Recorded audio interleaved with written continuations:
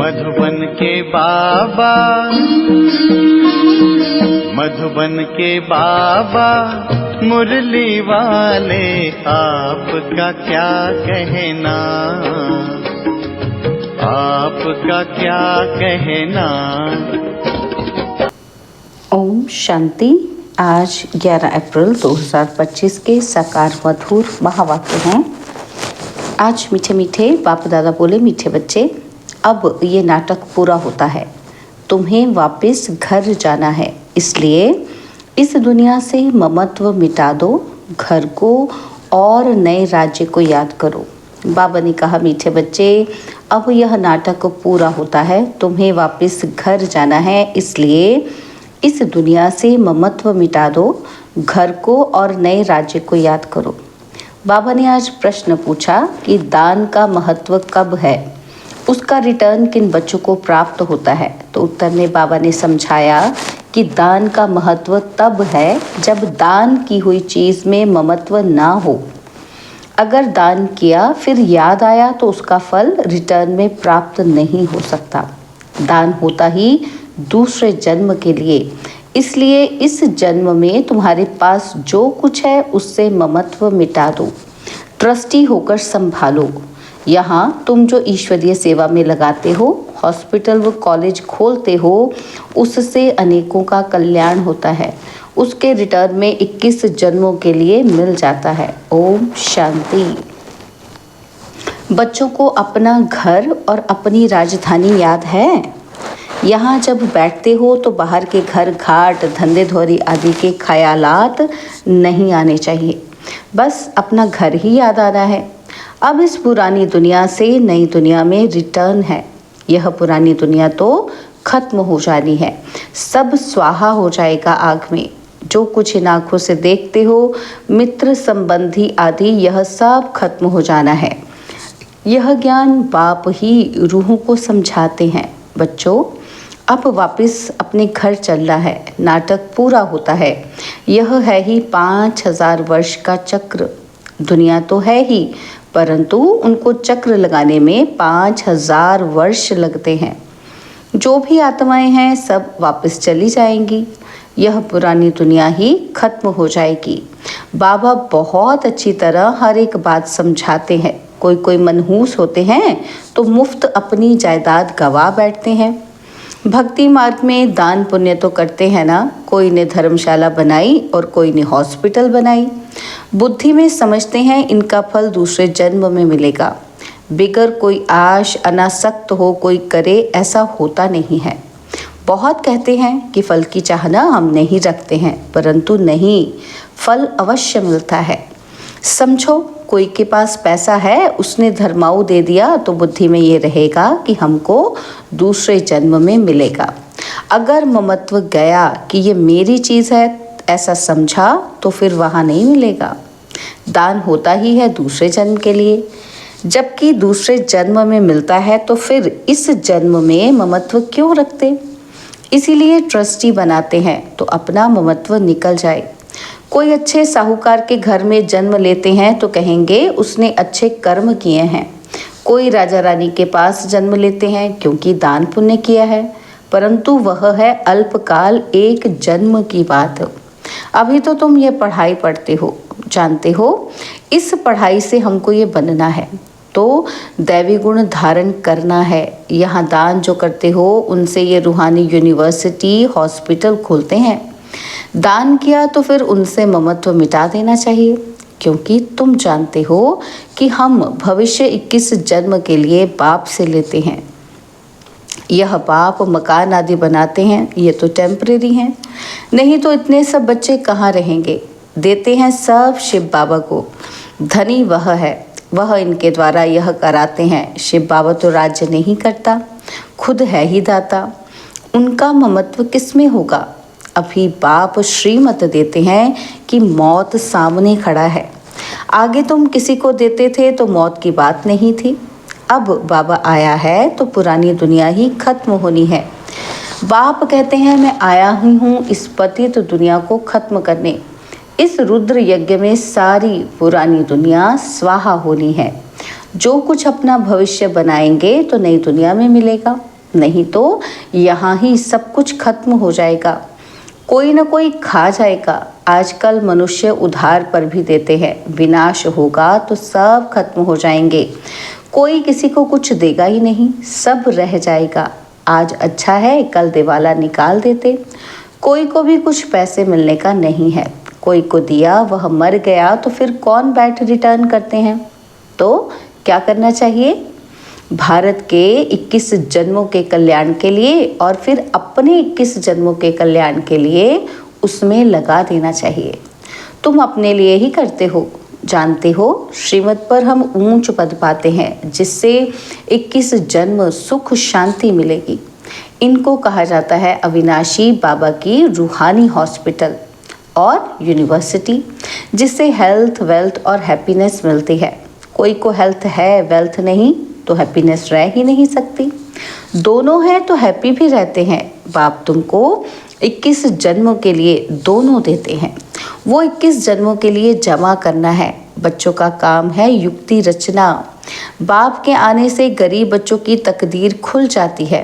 बाप है ही गरीब निवाज, साहूकारों की तकदीर में ही ये बातें नहीं है। इस समय भारत सबसे गरीब है, जो साहूकार था वही गरीब बना है। इस समय सब पाप आत्माएं हैं, जहाँ पुण्य आत्मा है वहाँ पाप आत्मा एक भी नहीं। वह है सतयुग सतो प्रधान और यह है कलयुग तमो प्रधान। तुम अभी पुरुषार्थ कर रहे हो सतो प्रधान बनने का। बाप तुम बच्चों को स्मृति दिलाते हैं तो तुम समझते हो कि बरोबर हम ही स्वर्गवासी थे। फिर हमने 84 जन्म लिए हैं, बाकी 84 लाख योनियाँ तो गपोड़ा है। तो क्या इतना जन्म जानवर योनि में रहे? तो यह पिछाड़ी का मनुष्य का मर्तबा है। तो क्या अब वापस जाना है? अब बाप समझाते हैं कि मौत सामने खड़ा है। 40-50 हज़ार वर्ष है नहीं, मनुष्य तो बिल्कुल घोर अंधियारे में है। इसलिए कहा जाता है पत्थर बुद्धि। अभी तुम पत्थर बुद्धि से पारस बुद्धि बनते हो। यह बातें कोई सन्यासी आदि थोड़े बता सकते हैं। अब तुमको बाप स्मृति दिलाते हैं कि वापस जाना है। जितना हो सके अपना बैगेज ट्रांसफ़र कर दो। बाबा ये सब लोग हम सत्युग में 21 जन्म के लिए पालेंगे। यह बाबा भी तो दान पुण्य करते थे, बहुत शौक था। व्यापारी लोग 2 पैसा धर्माऊ निकालते हैं, बाबा 1 आना निकालते थे। कोई भी आए तो दरवाजे से खाली ना जाए। अभी भगवान सम्मुख आए हैं, ये किसी को पता नहीं है। मनुष्य दान पुण्य करते करते मर जाएंगे, फिर कहाँ मिलेगा? पवित्र बनते ही नहीं, बाप से प्रीत रखते ही नहीं। बाप ने समझाया है यादव और कौरवों की है विनाश काले विपरीत बुद्धि और पांडवों की है विनाश काले प्रीत बुद्धि। यूरोपवासी सब यादव हैं जो मूसल आदि निकालते रहते हैं। शास्त्रों में तो क्या क्या बातें लिख दी हैं, ढेर शास्त्र बने हुए हैं ड्रामा प्लान अनुसार। इसमें प्रेरणा आदि की बात नहीं, प्रेरणा माना विचार।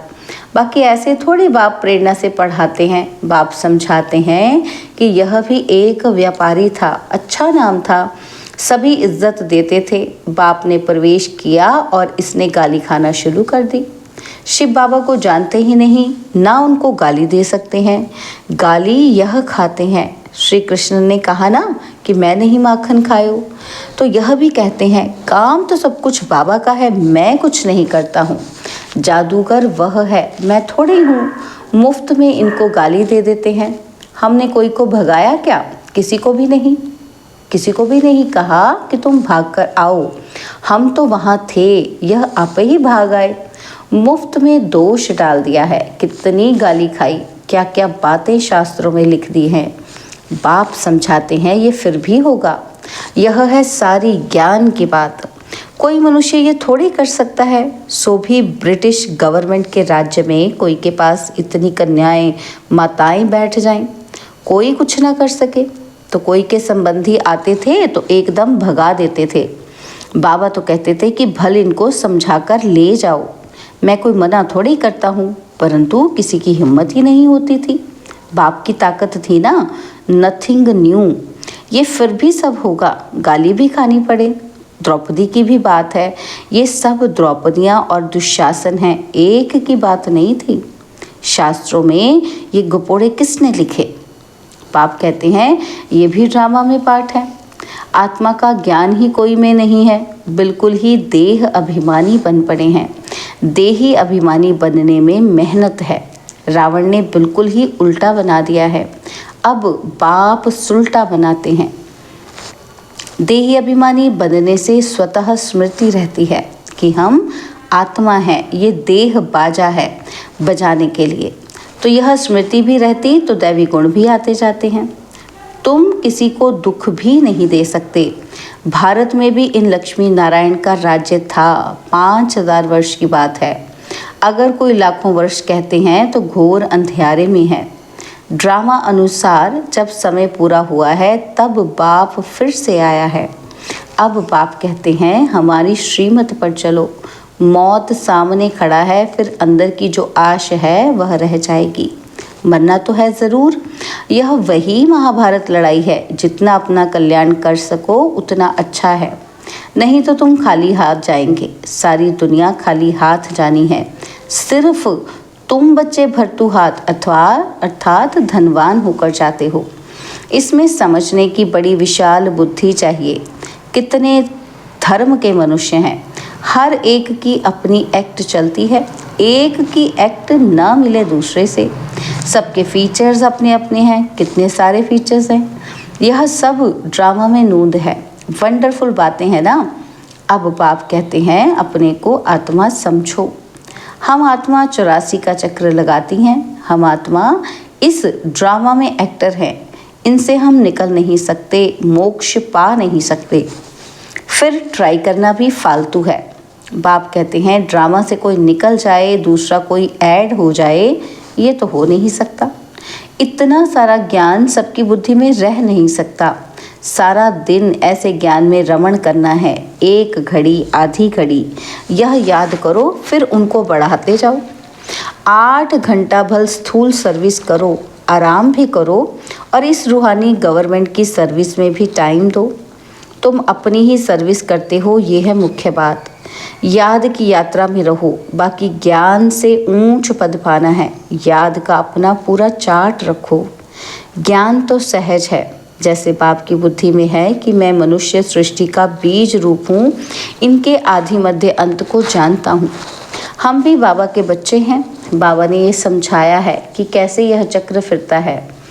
उस कमाई के लिए भी तुम 8-10 घंटा देते हो ना, तो अच्छा ग्राहक मिल जाता है तो रात को भी कभी उबासी नहीं आती है। उबासी दी तो समझा जाता है कि यह थका हुआ है। बुद्धि कहीं बाहर भटकती होगी। सेंटर्स पर भी बड़ा खबरदार रहना है। जो बच्चे दूसरों का चिंतन नहीं करते हैं, अपनी पढ़ाई में ही मस्त रहते हैं, उनकी उन्नति सदा होती रहती है। तुम्हें दूसरों का चिंतन कर अपना पद भ्रष्ट नहीं करना है। हेयर नो इविल, सी नो इविल। कोई अच्छा नहीं बोलता है तो एक कान से सुन, दूसरे से निकाल दो। हमेशा अपने को देखना चाहिए, ना कि दूसरों को। अपनी पढ़ाई नहीं छोड़नी चाहिए। बहुत ऐसे रूठ पड़ते हैं, आना बंद कर देते हैं और फिर आ जाते हैं। नहीं आएंगे तो जाएंगे कहाँ? स्कूल तो एक ही है। अपने पैर पर कुल्हाड़ा नहीं लगाना है। तुम अपनी पढ़ाई में मस्त रहो, बहुत खुशी में रहो। भगवान पढ़ाते हैं, बाकी क्या चाहिए। भगवान हमारा बाप, टीचर, सतगुरु है। उनसे ही बुद्धि का योग लगाया जाता है। वह है सारी दुनिया का नंबर 1 माशूक, जो तुमको नंबर 1 विश्व का मालिक बनाते हैं। बाप कहते हैं तुम्हारी आत्मा बहुत पतित है, उड़ नहीं सकती, पंख कटे हुए हैं। रावण ने सभी आत्माओं के पंख काट दिए हैं। शिव बाबा कहते हैं मेरे बिगर कोई पावन बना नहीं सकता। सब एक्टर्स यहाँ है, वृद्धि को पाते रहते हैं, वापस कोई जाते ही नहीं। अच्छा, मीठे मीठे सिकिलदे बच्चों प्रति माता पिता बाप दादा का याद, प्यार और गुड मॉर्निंग। रूहानी बाप की रूहानी बच्चों को नमस्ते। हम रूहानी बच्चों की रूहानी बाप दादाजी को दिलवा चांद सिकवा प्रेम से नमस्ते। ओम शांति।